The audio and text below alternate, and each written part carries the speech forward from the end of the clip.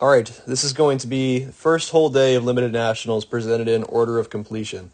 So this first stage, first thing I'll say about it is this is like an old school sort of stage where there's very short movements in between everything, lots of opportunities to shoot into and out of every position, with also mixed in a lot of like really tight, difficult positional shooting and some pretty tight shot difficulty in some places.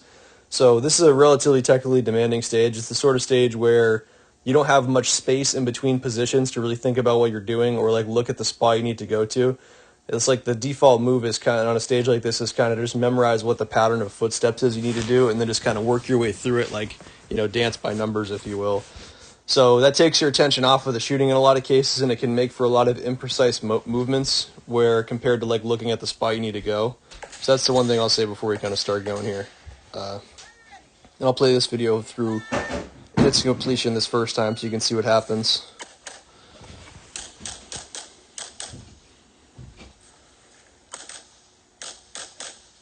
Tight target back there.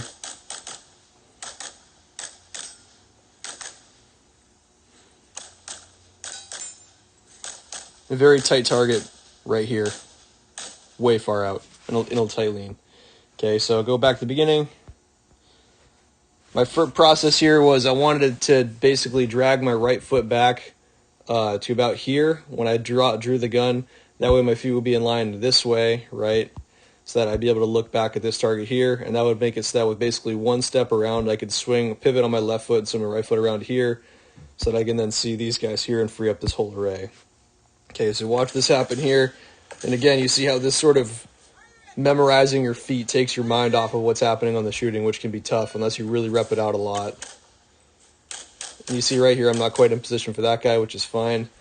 From that point, right, I'm going to look exactly where I want my feet to land right up here because I have space where I can actually make that happen for a change, especially where I'm coming into a tight, far, partialed up target back here.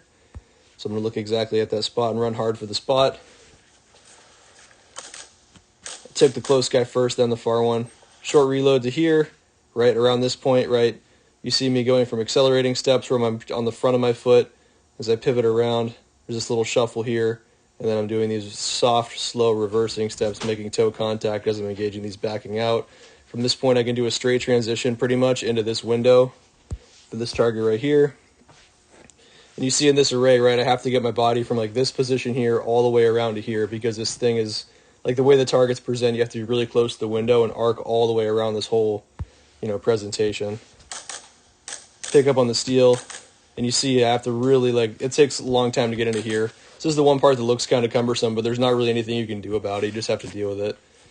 Into this spot here, I decided to shoot into this spot moving, and you can see my foot lands right about there, right? So if I'm drawing out, if looking down at the stick like from first person, the sticks are presented like this, and my foot lands in it pretty much like this, right? Which seems fine, but I have to then, if I'm looking at where I'm at, I have to transition from over this direction way over to here, right? So it makes it so that it was sort of a compromised body position in this last spot. It should have been more like if this is the sticks here, my foot lands on them, something like this or like this, right? Just based on how, you watch how uncomfortable I am in this last spot. Right, you see my shoulders are super locked out and I'm really uncomfortable. And people thought my engagement order on this was kind of unorthodox, but this is the safe way to do it. A lot of people were coming into this position and whacking the steel first thing. So going basically here, here, and here. And it basically rushed it. And I saw a couple people, they landed two on this just as it closed up. So I decided to play it the safe way, and I think the timing was basically the same.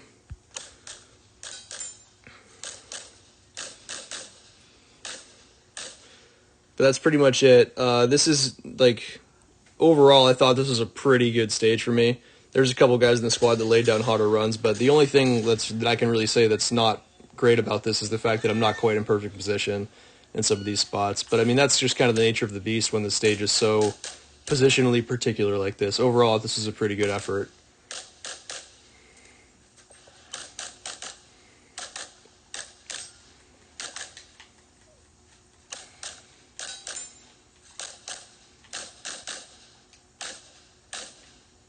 Next one. So this stage was was interesting. There's some really extreme, like you just stopping right here, you can see these targets back in like these positions back here are way back there. They're probably 25 or more yards. So I'll play this all the way through so you can see what happens to start with.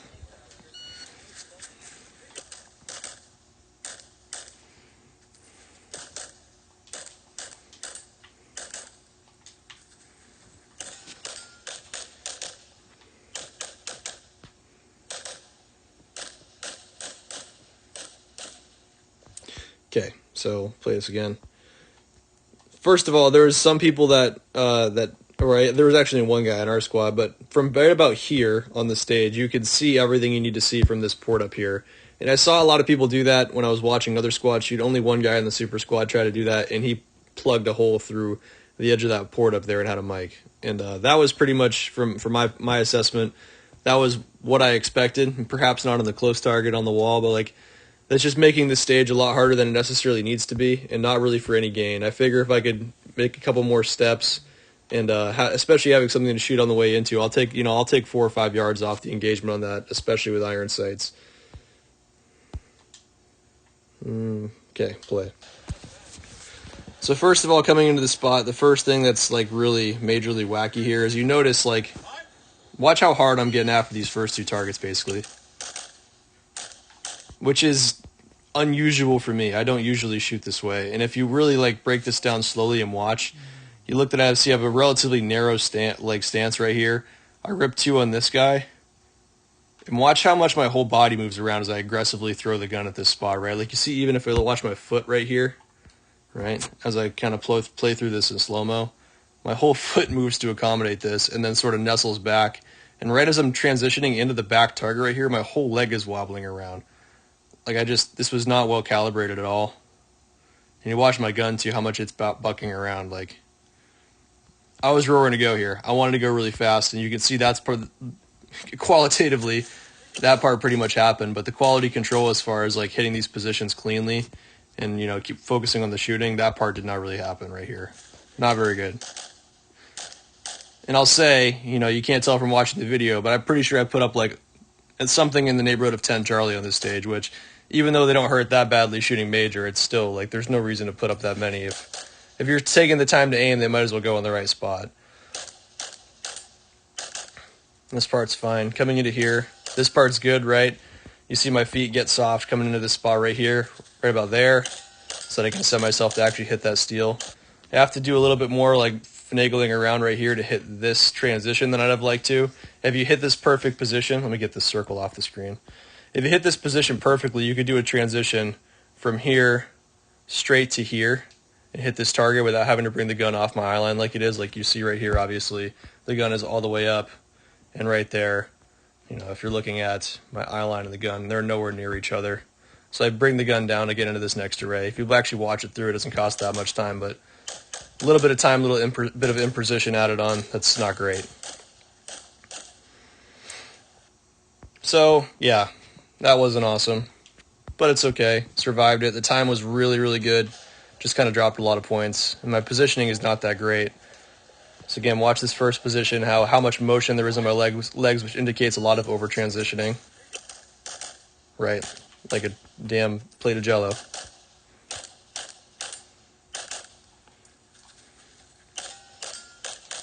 And again, in this last position, watch how much I stand up into this spot. Right, and even taking these little stabilizing steps as I'm trying to be shooting at far targets is no good.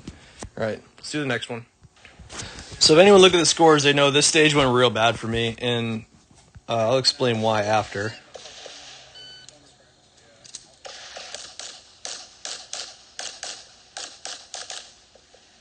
Oh. This position right here, just pausing just briefly, you can see how I'm holding the gun in relation to my body. This actual wall right here and this fall line are like directly on the 180. And frankly, they were enforcing the 180 pretty casually. So hitting this reload was one of the scarier parts of the stage. Second only to the 25-yard partial that I shoot at right here and put a shot over the top of. Okay. So going back through this again from the beginning, hitting this load is critical. Not trying to, you know, light it up, smoke it out. Like, I'm just trying to, like, basically get the mag in the gun. As long as that happens, the rest will go fine. I threw a miss right here, right? And if you watch the motion of the gun, it's unfortunate because, oh, the camera dude steps in front of me right here as I break this first shot, right? And then if you watch the muzzle motion in the second shot, you can see I push into it and drag off right there ever so slightly, right? And again, I haven't mentioned it at this point in the video, but I shot the Carry Optics match. I trained for Carry Optics from like the end of May all the way through up until now, shooting iron sights only occasionally to make sure that I knew how they worked. And I chalk a lot of this up to this. You know, up to this point, I'm shooting a couple too many Charlie in the match and stuff like that, but I'm not having any major issues. And this is where I start to run into a little bit of problems, where I get into some more technically demanding stages with mixed steel and stuff like that. I'm not using the level of, you know, I'm not basically aiming tight enough relative to my inexperience with irons, right? Like I'm wanting to see things moving around a lot more than they're able to be moving around because I'm used to seeing the motion of a dot, knowing what's acceptable. And that's just not really the case. Like you need a little bit more experience to be able to intuitively read irons this way. And it doesn't help either, right? If you just look at how much the gun's bucking around, you look at this, how much bend there is in my shoulders right here. Like there's a huge V in my shoulders and elbows right here, where these two joints are coming together. And if you watch how the gun is bucking around, right, that's no good. And so I shoot 3 shots of this. It didn't help that there was all this smoke, obviously, in front of me, which made it really hard to see the target, but that was the case for everyone, and not everyone missed on it. Right, so chalk this a little bit up to inexperience with irons, especially the drag off. But this was a pretty disastrous stage. I think I lost something in the neighborhood of 35 points on this.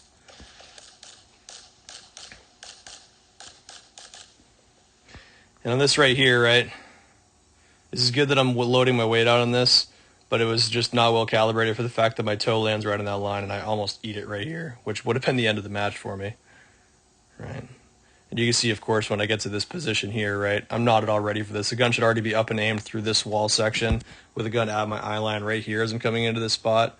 And you can see that's not at all what happened. So I gave it a little bit of time there, etc., etc. Anyway, I don't mean to beat a dead horse here. A lot of stuff went wrong on this. Let's do the next one.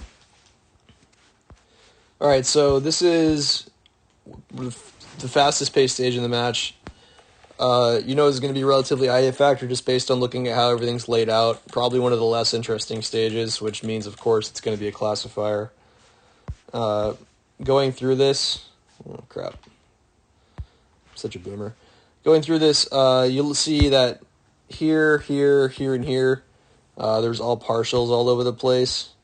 Basically, it's set up so that if this is the A zone here, right, you have, you know, no shoot up to about here. So you have about half an A zone to shoot at up in this section, which means if you're doing predictive type shooting, there shouldn't really be any reason that you can't get the points on a zone that sized at 5 yards. But just based on the fact that I'm shooting major, you know, I know that I can afford to give away a few more points, but there's no reason to give them away if it's very easy to get them. So you'll see on this array here, I'm aiming pretty tight to make sure I get as many points as I can. And this array here, I'm sort of moving through it.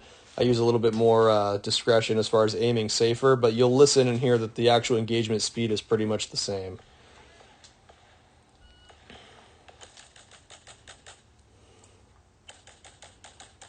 Right, so it's pretty much all predictive shooting. The only thing that changes there is the actual aiming scheme. In terms of engagement order, I chose to go in and get on this guy, on this inside-most target first, just because it bought me time to get this reload done, open up that target all the way, and then I could just shoot the shortest transitions possible and work my way, like, you know, straight in this direction, which I thought seemed simple and easy. And woohoo, I won this stage with like a 15 factor or something like that.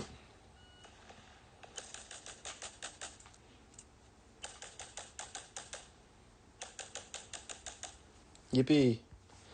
Okay, last stage of day one. This is another one that goes pretty rough, and like I talked about, the fact that I hadn't shot at iron sights for 6 months or more, it really starts to show here, and you see it on some of the steel where I'm just not aware of how much instability I can get away with on my sights. Basically, I'm trying to shoot confirmation 2 on targets that, you know, realistically would be confirmation like 2.5 with a dot. 100% should be confirmation 3 with iron sights, and I'm just not respecting them quite enough. So watch this all the way through here. Shooting at a popper right here. A couple pickup shots, obviously. More pickup shots. 2 poppers here. Shoot like 4 or 5 shots at them.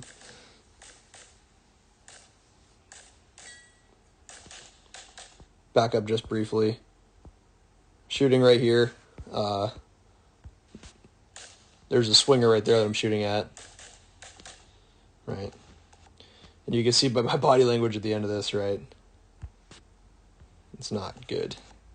All those pickup shots hurt a lot. So especially shooting major, where the hit factors tend to run higher, it's really, really critical that you get hit the steel in the first shot.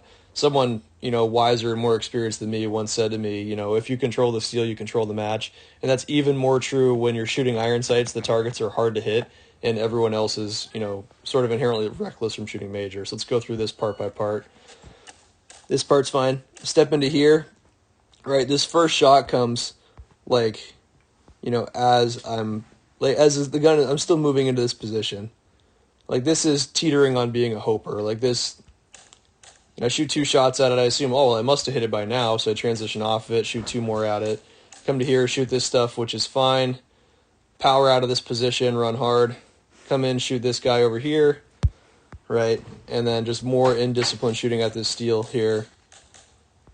Honestly, there's a good chance that I'm tunneling onto my sights at this point too, based on how many transitional errors there are. My plan was to transition off of this from this target here, straight over to this target, and then do a reload into this position here, and this position here. And that's not what happened, obviously. So you see, when you watch me go through this, I'm thinking, how many rounds have I shot? I got to throw a reload soon. So I just do it right here. So I'm slow to get the gun up right there. Bunch more shots. I leave that target just makes it over, that's behind this wall here. As it made it easy to do a transition from this steel straight through this window pretty much. Again, this is a really, really hard position to actually hit.